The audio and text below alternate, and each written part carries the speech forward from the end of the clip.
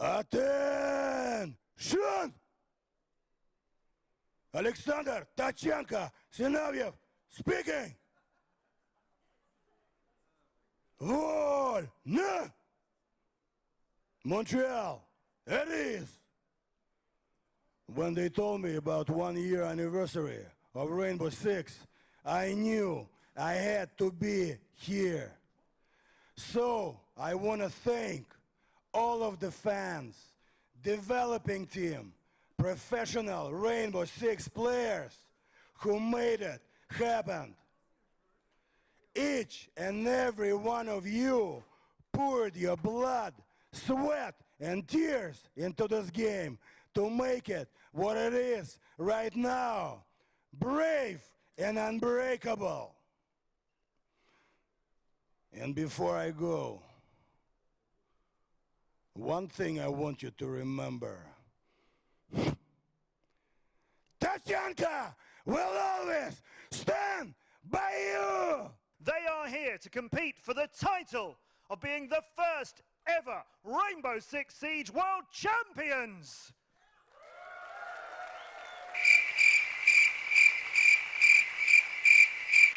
So great competition and a lot of fun with some panels and... Yeah, like the Brazilian teams, the Latam teams, our Oceanic teams, our Asian teams, they've got big scenes that have grown up over there. They've big scenes that have been there in their own sides. And while North America and Europe are very well publicized, we've had 3 seasons of Pro Leagues and we see all those.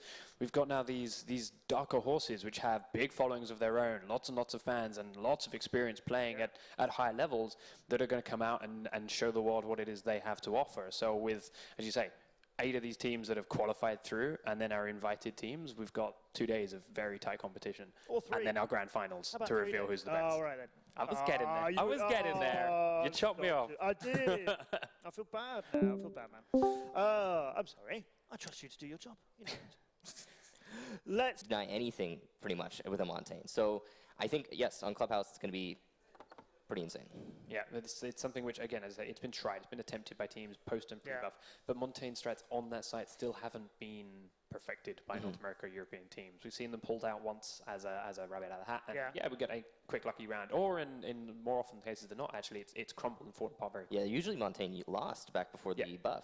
Back before the buff, and even after the buff, to be fair, teams would put so much pressure on, oh, but you get in and plant fast, get in and plant fast, and they died to someone that's standing in the corner with a shotgun, a Valkyrie that would run around, or smoke grenades just in the corner, and while everyone's panicking to get them out of the smoke grenade, they're just getting picked off from their other angles. Like, it does require, yes, it's nice and easy to plant behind a Montaigne and stay safe when you're there, but you still need to, if you're planting B, have control of construction, you still need to have that crossfire stage, you still need to have control of the garage and the lounge area, or if you're in strip, you need to have the pool table. Even if you're not planting there, someone just sits on top of it, runs up and over and can C4 it or throw it down or shoot down it. It's not just a... Canine. Revek was able to pick up a kill into Eclipse now, turning it into a 4-on-3. Still over half the round left to go as Canine just destroys this kitchen floor, looking down into stock. Now, Eclipse being down is definitely going to hurt them as well. Blackbeard not as strong as he used to be, but still an important operator for putting a lot of pressure on the defenders. Now, that being down and the fuse charge is not doing a whole lot, means Era's on a bad foot here. And so with Canine being drastically... That's really going to give them a good advantage here. They have a numbers advantage right now, 3-2, and they've got some good angles, but a very good peek here from Quantic, able to get Avian down. Now it's all up to Canine and Snake. Last 2 alive, however, Snake falls to Lunar. Canine's going to drop on in, and there's going to be the epic road. This is a repeat of round number 2. Now Canine has time to play in, but he is disoriented and will be finished off by Lunar again. Lunar and Canine just cannot make it work, and Canine will fall once again. I really don't know what happened with Canine at the end of there. I'm going to have to ask him after, because that was just awkward looking. But I mean, the disorientation. Yeah. Oh, yeah.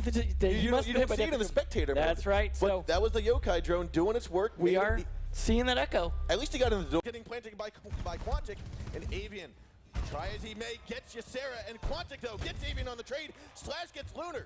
Now Diffuser's still in the hands of Quantic. 15 seconds. It's getting planted now. He's going to pull out that yokai. Won't spot him in time though. 10 seconds. So it looks as though he's going to get right behind that B-bomb and go in for the plant. Now Slash trying to stay hidden. There goes the kill there onto Revik. Now a one-on-one.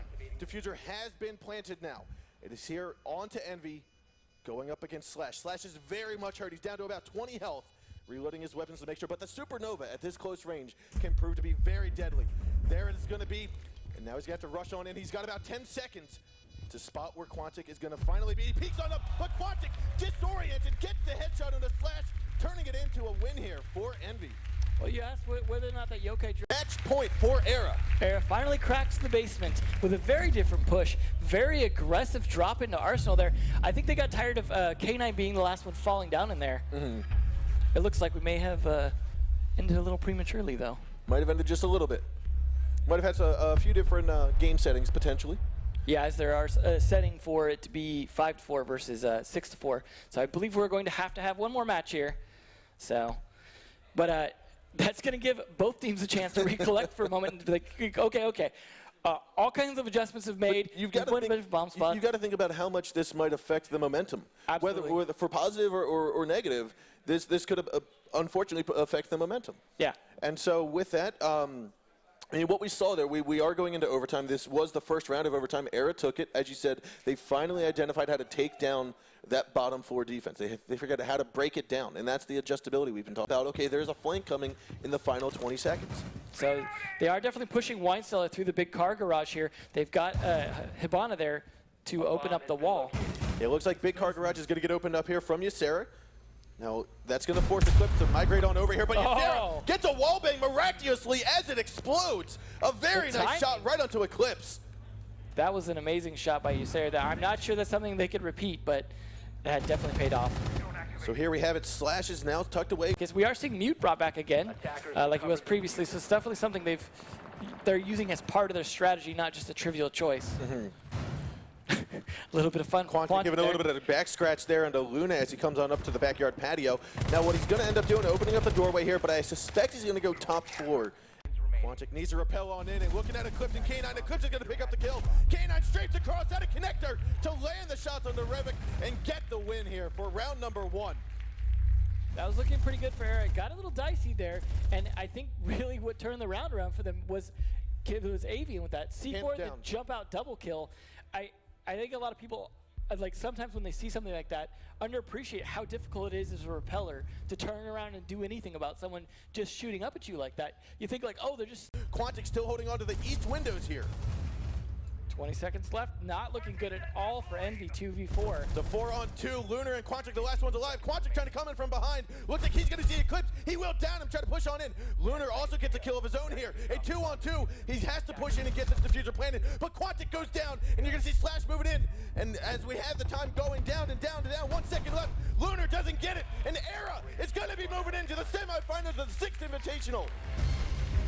Well done. You know, regardless of Envy not moving forward, very impressive showing from them, very impressive showing from Era as well. That's how you start off an invitational like this. No imbalances in the teams, just solid play.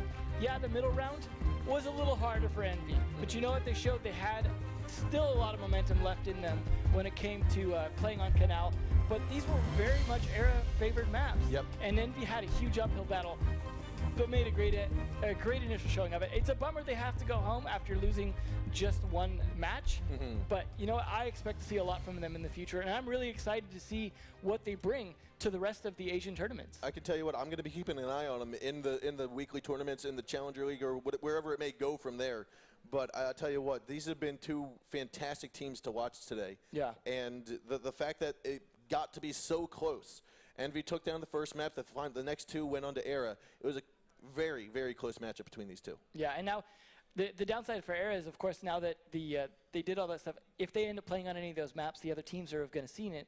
So tomorrow, when they play their match, it's definitely going to be, they're going to have to change up what they're doing. But again, like I said earlier, they've got to be hungry for that. They've got to have been prepping, and they've been playing 3 seasons now, prepping for this to try and finally take home a win.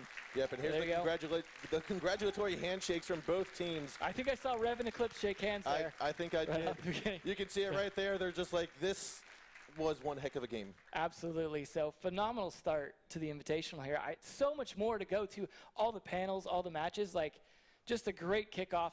Very, very excited to see the different things that they brought to this. We didn't have a Pro League between the last finals and this, so there's so many new things for us to see, and there's so much more to come. We only saw on you until game day. Yeah. It's definitely something. But we are going to kick it on over. I believe we have some interviews ready for you, so let's hit it on over with Matt. Matt, how are you doing?